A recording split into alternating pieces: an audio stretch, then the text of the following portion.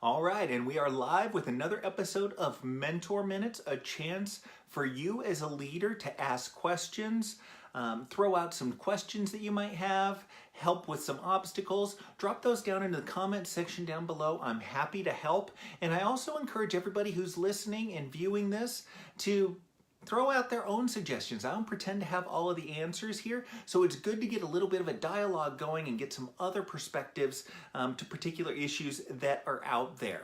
I do these sessions as, yes, an opportunity to be of service and to get some discussions with leadership going, but it's also a practical thing for you, the leader out there, to give you some exercise with your leadership brain, going through some issues, getting a chance to learn from other people and the issues they're dealing with before you have to make your own mistakes and deal with your own issues in your leadership job. So it's a chance for you to get some practice with leadership, and I hope that it's beneficial for you out there. Eknath, Cindy, so good to see you here. And if you come to this late, you can always drop down your questions in the comments below. I'll check those before I go with the next episode, and we'll get these going at the beginning of the next episode. And that's actually something that I'm going to start with today is a question from Soyab from yesterday that I didn't get a chance to get to, and that is, what is the perfect way to take follow-up every day for sales secondary so that they can improve productivity? What is the follow-up to do with your sales staff? The follow-up with your sales staff, and I've never headed up a sales division, shall we say, but what I obviously seen that in a number of ways, and I had a CEO that was always a very sales-first CEO, so I had a lot of exposure to that. And the thing that he really drilled into teams, and what I've heard over and over again when I've gotten those little touches of sales departments, is follow-up. Being persistent with the customer and with the clients. Asking for the business. And so when you want to follow up with your sales team, the question is what follow-ups have they done? Not necessarily what new calls are made. Don't get me wrong, that's an important aspect of things as well. But have they followed up with their existing customers to see if there's an order that needs to be placed? Have they followed up on those customers that they talked with yesterday, last week? What is their follow-up schedule? So it is, you mentioned what's the follow-up that I should be doing. The follow-up is in regards to the follow-ups. That's huge from a sales perspective. What have they done to continue the conversation with the customer and make sure that if the customer does have some needs, that you and your company are front of mind for those particular needs. So again, I don't pretend to be a sales expert at all, but over the course of 20 plus years, I had a fair amount of exposure with the sales teams in those organizations. So that's my 2 cents in regards to that. Cindy, good to see you here. Patty as well. The other question that I have is from a leader, got it through direct message on Facebook, and you can also email me, cm@cameronmorsey.com. I'll keep you anonymous if you choose that route to go. And they are taking over a brand new company, outlet, store that's opening up, and they're conducting a bunch of interviews this Saturday to start formulating their team. And this individual has a lot of management experience, has a lot of hiring experience, and the question is how do I make sure that I'm getting the right leaders into my organization? And if, I would throw out that if you're looking for any hiring decisions that you make, whether you're looking for frontline people, whether you're looking for leaders, whatever it happens to be, you want to get crystal clear on what you are looking for before you start those interviews. So what is the attitude that you're looking for? What is the background experience that you're looking for? And you can frame this kind of broadly so that it's encompassing a bunch of different things. But if you want somebody who's positive, who fosters teamwork, then you need to get clear on that, and then you need to ask questions surrounding those particular things. Can you tell me about a time, we talked about this yesterday, can you tell me about a time when you fostered teamwork when it was something that wasn't taking place? How have you fostered teamwork? What specifically have you done in the past that fosters teamwork, if that's something that's important to you? So get crystal clear first on what you want. Look at, say, 5 traits. You want somebody who's, hardworking, who's dedicated, who focuses on teamwork, has the right attitude, that sort of thing. And then structure questions around those particular things. So maybe it's just 5 attributes and 5 questions to get started. And then with one question, then you can dive deeper and deeper and deeper from there. So that's the real key. So if you're looking for leaders, You want somebody who's good in a crisis, who steps in. You want somebody who notices problems and brings, attention to those problems before they become a bigger issue. That can be huge. I'd like to review the book called Spin Selling. Is it possible for you to do that? I'll take a look at it, Cindy. I don't want to get too much into the selling thing on these particular ones. I prefer to stick with management and leadership, but I will take it under advisement and kind of consider it here. I've got a pretty good laundry list here for the next few months of books that I'll be looking at. And for everybody that's tuning in, The One Thing by Gary Keller, one of my favorites. I'm starting out with a whole bunch of good ones here. This Friday, 12:30 p.m., I'll be discussing that book, kind of going through, taking a look at my notes, what I've underlined, and how it applies to frontline leaders out there. Allah, so good to see you here as well. So if you have any questions, we've queued up some viewers here. If you have any questions, any struggles, any challenges, just anything at all in regards to management and leadership that you'd like to discuss, go ahead, drop it down into the comment section. I'll be happy to throw in my 2 cents, and we'll have some other people on here to give their thoughts in regards to it as well. So any frustrations that you've had this week, anything that you are not looking forward to in the weeks to come, those are all good things to bring up here in the comment section.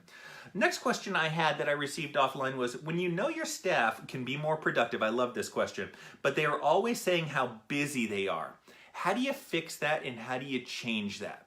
So you have a staff that's very busy, and it's one of those interesting things that the people that are the most busy are often the people that are accomplishing the least.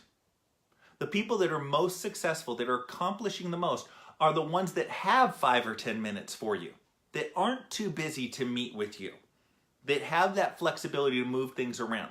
Those are the people that are most successful, and they aren't busy. So the key really is take a look at priorities. And what I want you to do is I want you to focus on what are your 3 goals. I won't focus on one. Let's talk 3. Okay? What are the main 3 goals of your department? Is it customer satisfaction? Is it sales? Is it, call time? Is it how many calls are abandoned? What are the main key metrics and drivers of your department? Get crystal clear on those, and what I want you to do is I want you to start talking about them. I want you to start publicizing them. I want you to put up tracking mechanisms on how you did in the prior week in regards to this. Where were the successes in regards to it? You are going to start talking more about your priorities. And what that does is that helps you direct everybody's focus and direct everybody's activities to those things that matter most, those things that are going to drive that productivity. There's I think it's Henry David Thoreau that had the question, even the answer busy. The question is what are you busy about? And maybe it is that you start throwing those. There's a bunch of quotes out there about being busy. Maybe that's something, it's, the leadership quote of the week is in regards to this, and you start talking about that.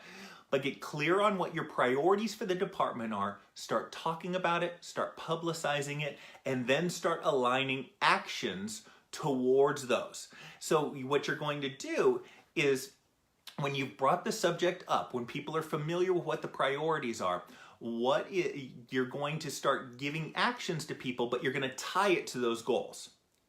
So I really want you, you might say to an employee, I really want you to focus on being on the phones as much as possible today, because we want to drive our abandonment percentage down. Or I really want you focused on upselling to the customer on every single interaction that you have. Offer them this add-on item, because that's going to increase our average spend per customer. And so you're tying it to those big things. And as you start talking about those things more and tying actions to those big things more, what you're going to have is you're going to bring all of those different things that are going on, all of those things that are busy, and you're going to bring it all into focus a little bit more. And that's going to help that team that can be more productive but is hyper busy right now, and make them more productive by focusing actually on less things, not more things. How to take follow-up every day. From the sales team. So yeah, I actually led this session out in regards to dealing with a sales team and following up with them to improve their productivity, and it was all about follow-up. So if you can check the very beginning of this particular session, and that'll help out. Marcus has a question for us, and it's how do you prioritize when you have a huge number of high priority projects, problems to solve during the company transition or a new startup building? So that's the old thing, oh, you need to prioritize. But what happens when, you ask your boss, well, what's a priority? Well, they're all priorities. So the question is, what should be done first?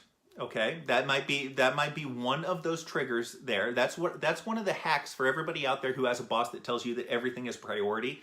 Ask them, okay, fine, I will make sure to get them all done. Which one do you want done first? That gives you an idea of what that priority is. But when you have everything that is a priority, it's in your top right box as far as urgency and importance is concerned. What I want you to do is I want you to take a look at importance and level of effort. Okay? Which of those priorities, I want you to just create a matrix right there. Which is the most important out of that, and which one has the least amount of effort associated with it. And so you want to tackle, this is what I call the 80-20 box for productivity, Marcus. So take a look at that, and what you want to do is you want to do those items that are quickest and easiest to get finished, that have the high priority, okay? So you're separating out those things that are time intensive and a super high priority, and those things that are not time intensive and a high priority. And that's how you kind of get things rolling just a little bit more and making the most of your time. What often happens in these cases is you start tackling a couple of those smaller things, and you build enough momentum to really start rolling with some of those other things. It actually brings a little bit more focus to it.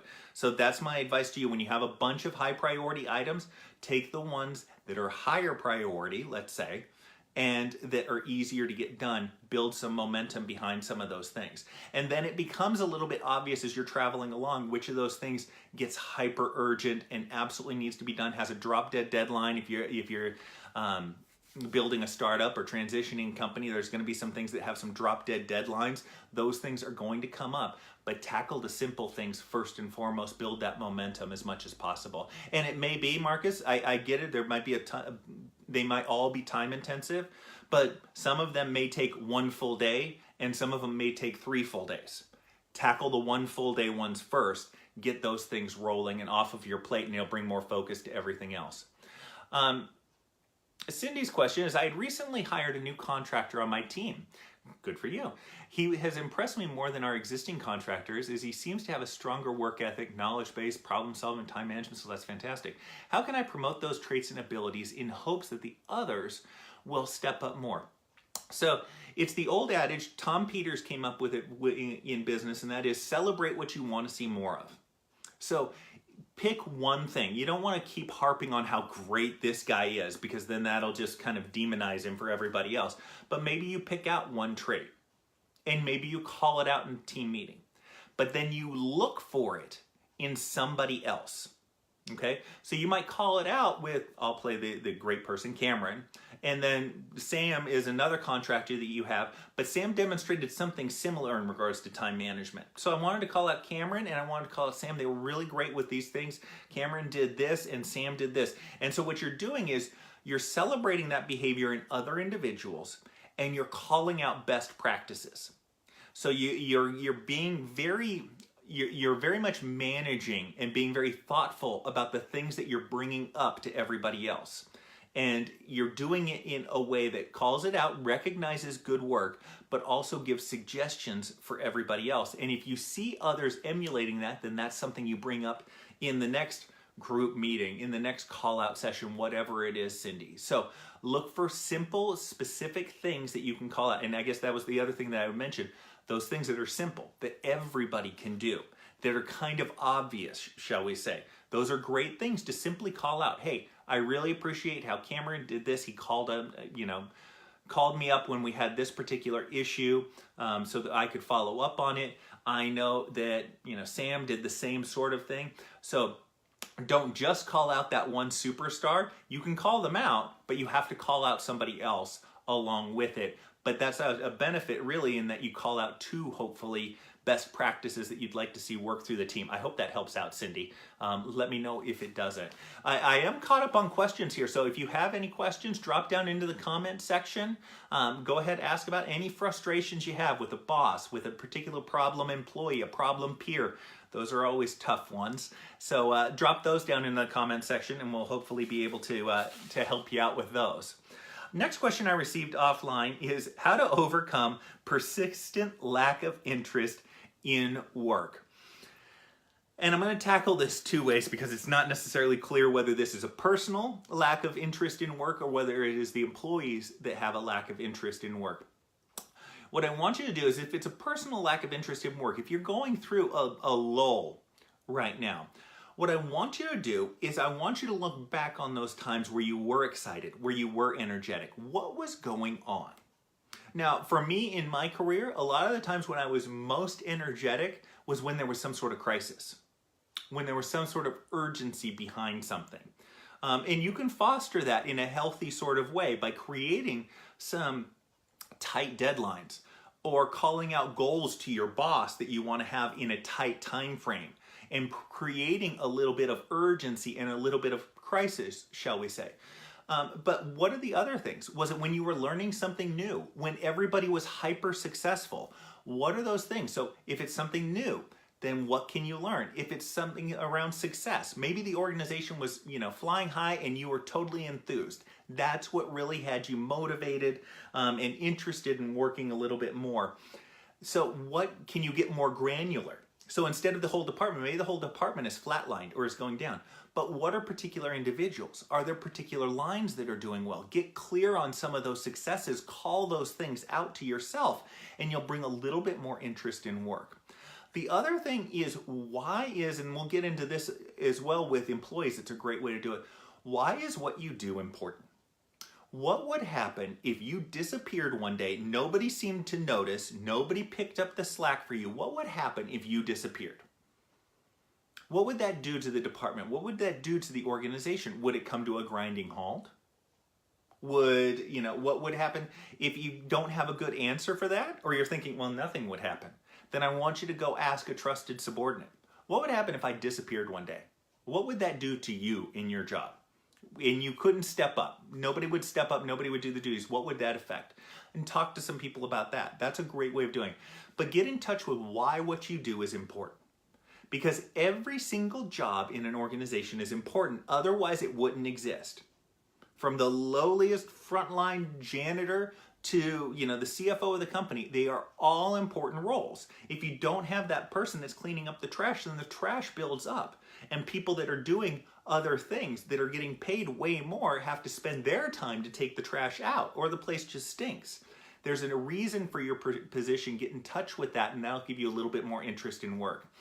The other thing is in regards to employees. So if your employees are showing a lack of interest in work, the big thing is importance, and really driving how what they do is important and how they are valuable to the organization and to the team.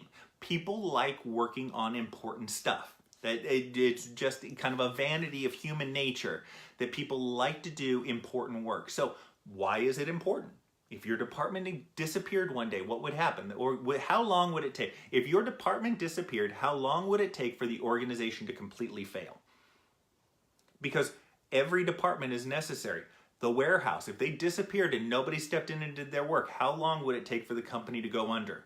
Accounting, marketing, sales, customer service, how long would it take? If you disappeared, the organization would crumble at some point if nobody stepped in. How long would that take?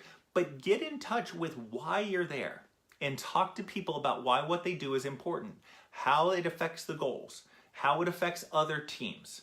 And so when you can hit on that, then you can start hitting on some of the more important things, not some of the more important things, but you can drive a little bit more interest in their work. That can be hugely helpful.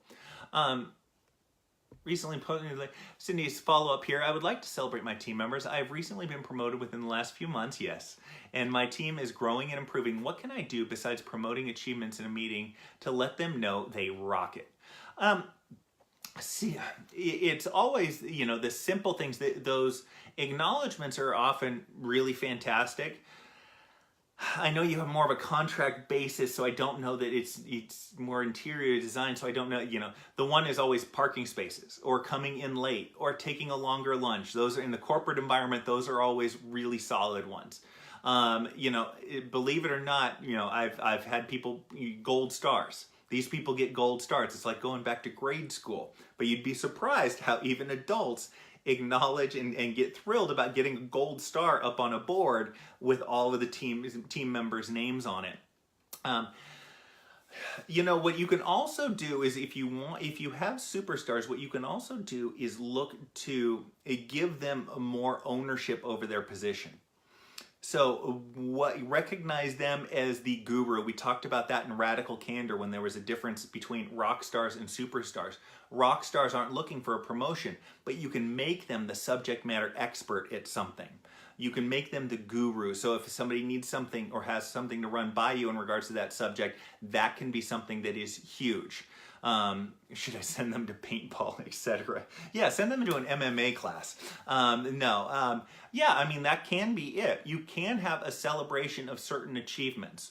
Or you can have people, depending if you can create some sort of structure. I don't know. If you meet a team goal, then this is the win that everybody gets if you work towards the team goal. And it could be a paintball outing. But try to bring everybody into it. So it isn't just, it might be that half of your contractors are rock stars and superstars. And the other half are, just okay. You want to try to figure out a way to do team goals, Cindy, and that can be something that motivates everybody to move forward as much as possible.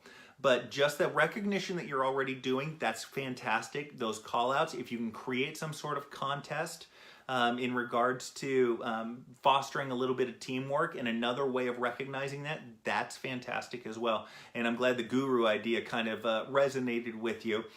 That's the sort of thing that people appreciate and is another level of recognition that you could have.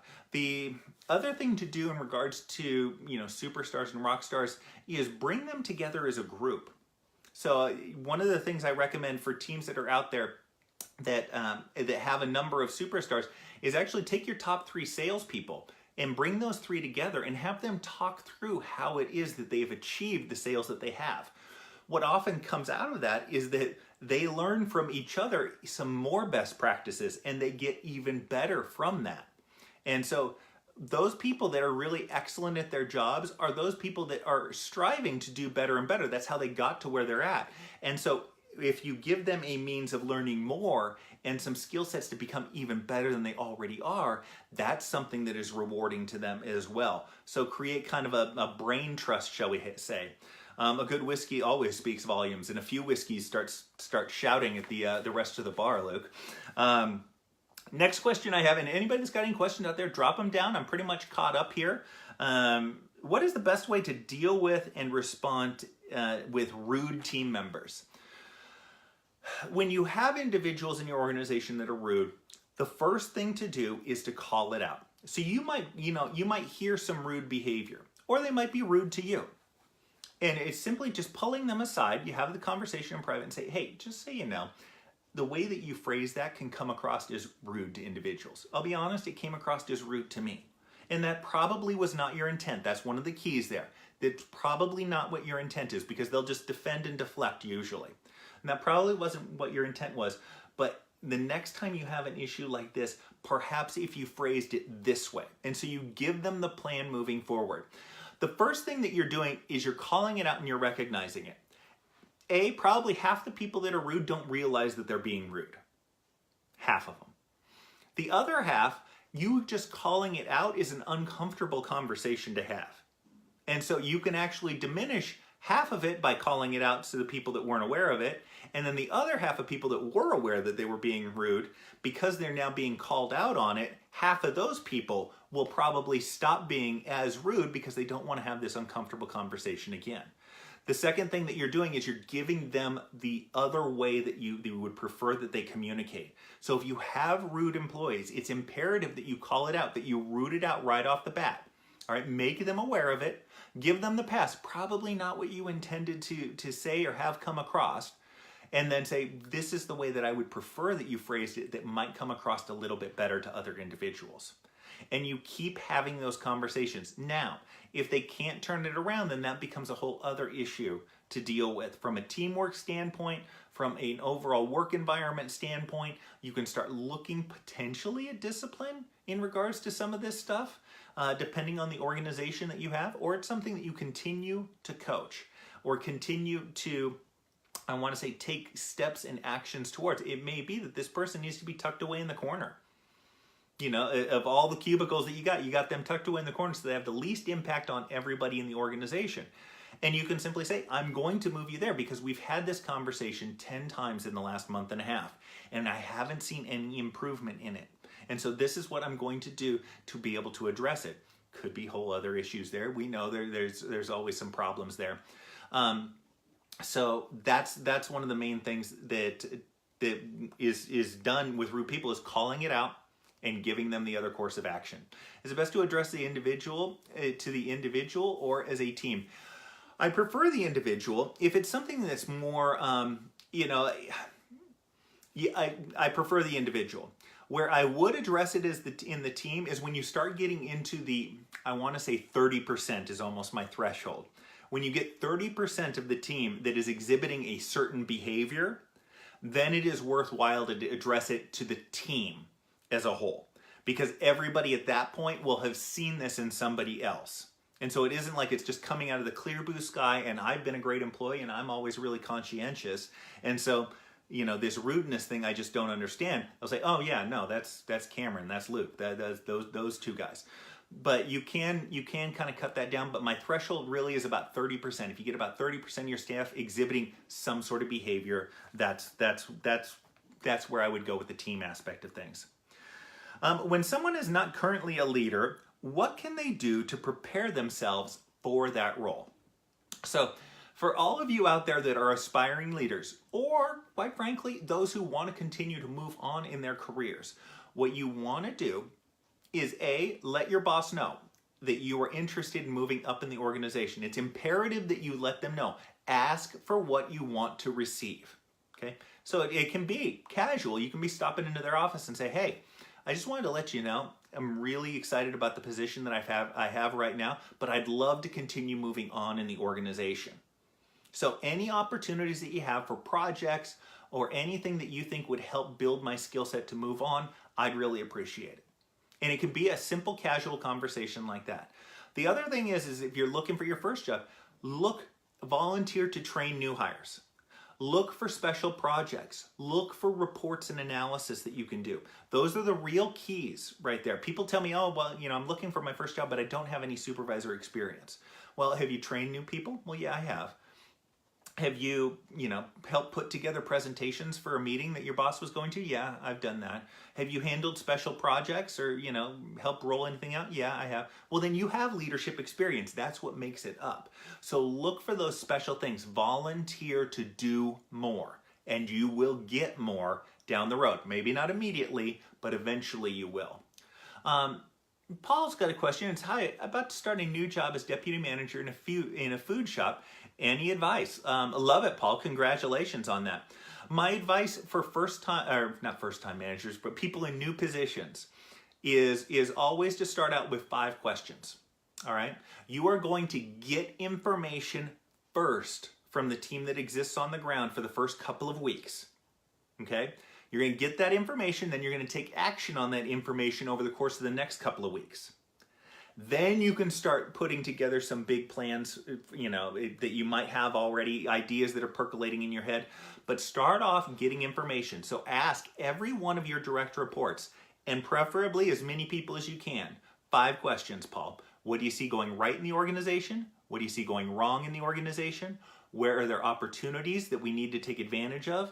Where are there problems we need to fix? And how can I help you do your job better? If you ask all your employees that, you are going to get a ton of information on the overall lay of the land as far as the organization is concerned, but you are also going to get a ton of information on what needs to be improved. They are going to lay out your action plan for you. And I want you in that next couple of weeks to take the low-hanging fruit. Don't tackle the big, huge, hairy thing yet. Low-hanging fruit. Hey, we need a new printer. Great. Let's get you a new printer. hey, we need to rearrange the way this process is done. Okay, let's rearrange that process. It's totally under our ability. So you tackle that low-hanging fruit. They see that you're taking action on their feedback, which means they're going to give you more feedback and more actions that you can take. And it gets you the buy-in and the ownership with which to do bigger and broader things. Perhaps you were brought in to do a specific task. That's the way to get the ownership to make sure that that's successful. But you start off gathering information, taking action on the information that you gather, and then you start moving forward with perhaps broader and bigger plans that you might have on the horizon. So that's my advice, Paul. Congratulations again. Let me know how it goes, okay? The last question I have here is how the district manager is giving out a lot of work. How do I say no? I think everybody can relate to this, where the boss is just shoveling work, down the food chain. And so you get into the question of priorities. Nope, that's fine. I can absolutely take that on. I am working on this and this and this right now. Where does this fit in with the priorities? Or I'm working on this and this and this. That's going to take the next couple of days. Is it okay to start this 2 days from now, or should I start taking it now? So you're not saying no. You're giving them an understanding of what's going on in your department.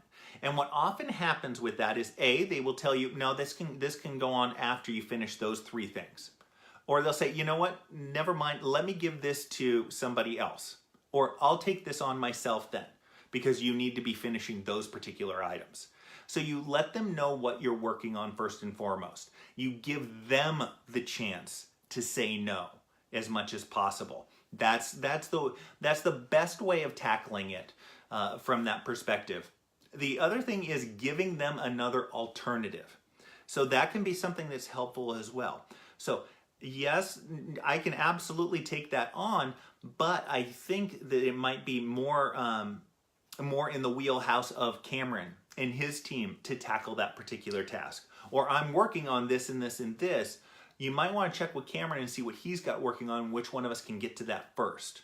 So you give them options, but you give them the chance to say no. That's the easiest way to get your boss to say no to your boss, is to have your boss actually say no for you. So try those 2 things and see how it works, and then get back to me. You can let me know how that goes, and we can keep that conversation going. William has a question, and it's, as a leader or employer, how honest, authentic, and vulnerable should I be? How much is too much? I want to say you want to be as honest and authentic as humanly possible. I want to say as humanly possible, as possible.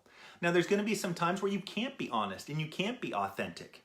All right, so you have a situation where you fired somebody and somebody's asking why they got fired. Well, I can't tell you.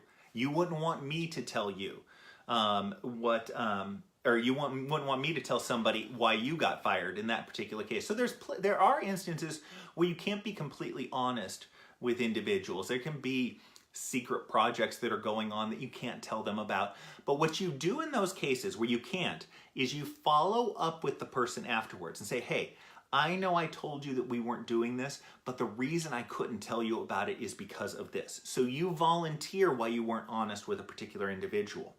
You want to, for your purposes, William, I think you would want to lean on the side of erring on the side of being too honest, too authentic, and too vulnerable. Because you will probably be protecting yourself a little bit. So you're already, if you try to get the right balance with it, you are probably going to err on the side of not being honest, authentic, and vulnerable enough. So err on that other side, and you'll probably hit that middle ground just about right. But you want to be as honest and authentic as possible with your team. The vulnerability aspect of thing, I think what you're really getting at there is an approachability. And the way that you demonstrate approachability is how you react when you are approached. And do you solicit it? So tell the team members, hey, just so you know, I'm working on this particular trait that I know that I could be better at. So if you see something, let me know how it is, because I'm trying to improve in this area. You make yourself vulnerable in that particular case, but it's very specific, and you're making sure that you're approachable and you're giving the why and the reasoning behind it. Hope that answers your question, William. Great question to ask, because leaders should be as honest and authentic as possible and as appropriate as far as the business is concerned. And that vulnerability, you need to be able to get that feedback, because if you can't get the feedback from the team, you can't get the information to make the best decisions possible. Again, let me know if that doesn't resonate with you, William, and I'll be sure to kind of follow up here. I am completely caught up on questions here, so if you've got any questions, any struggles, any frustrations, drop down into the comment section. I'll kind of go into my closing 15-second spiel. If I don't get anything, that'll be it for today. If you haven't checked out the podcast, I recommend checking it out. I'll post the links up here after I get this one done here, so that you have the links for that. Again, it's just an opportunity to exercise your leadership muscle, talking about issues that other people are dealing with, walking through suggestions on overcoming those issues, just gets you kind of playing with that and gives yourself some practice with leadership. And we know that the more you practice something, the better you're going to get. And hey, if you can learn from somebody else's mistakes and somebody else's problems as opposed to your own, then that makes it all the better. So with that said, I will talk to you guys all tomorrow. Great session today, and I'll see you then. Take care, everybody. Bye-bye.